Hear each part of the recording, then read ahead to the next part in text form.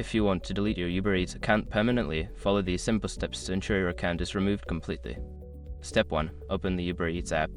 Launch the Uber Eats app on your mobile device. Make sure you are logged into the account you wish to delete. Step 2. Access account settings.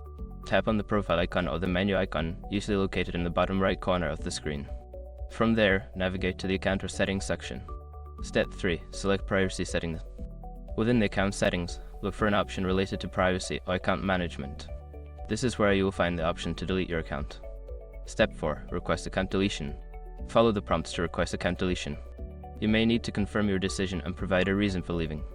Make sure to read any information provided about the consequences of deleting your account. Step 5. Confirm deletion. After submitting your request, you should receive a confirmation email or notification. Follow any additional instructions provided to finalize the deletion of your account. Once you have completed these steps, your Uber Eats account will be permanently deleted. Remember that this action cannot be undone, and you will lose access to your order history and account information.